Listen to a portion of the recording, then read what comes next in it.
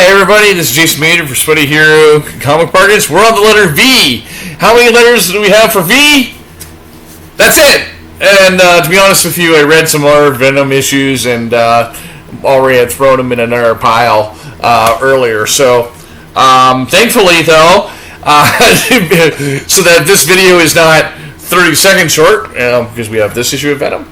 Note it has the legacy numbering, so it's past issue 200 already. We have Venom Symbiosis Necros, and then we have another issue of Venom. So, yay! That's it, Venom. So, let's see. Have I read these ones? Yeah, I believe I did. Yes, I did. And I will say that Venom is bonkers, and that they've really leaned into kind of a heavy metal aspect of Venom over the last few years, I think.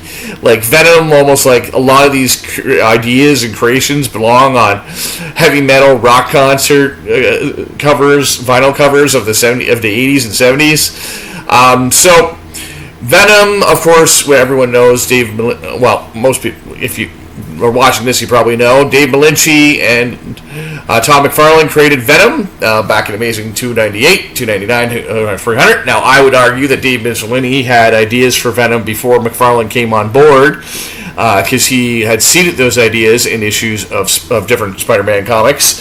And obviously, the alien symbiote costume had existed before that, so he had already had this idea of combining it with somebody. And then he created Eddie Brock, and also don't forget Todd McFarlane only did issue 300.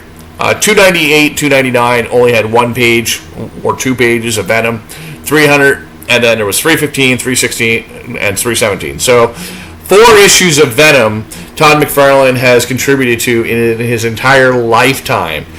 Bagley and Larson came first, and then Bagley after that really took the design a little bit further with more of the tongue and with the teeth. And I think that by Bagley's design, it was finalized. This was kind of the final design.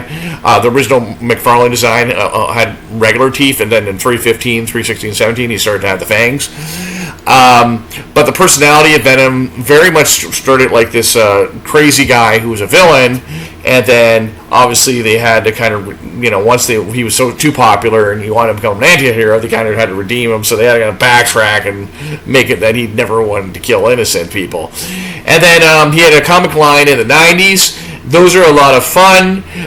Those are found in Epic Collection. You're not going to... I haven't really seen a lot of the single issues, except for maybe Lethal Protector, which is the original series. It wasn't an ongoing series. A mini-series.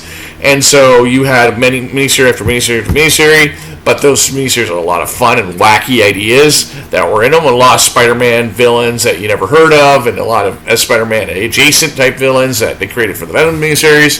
A lot of cool stuff. Him fighting other characters and all that.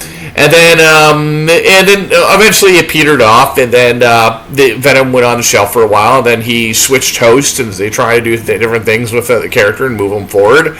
And that worked for a while, and they had different different characters play be Venom for a while.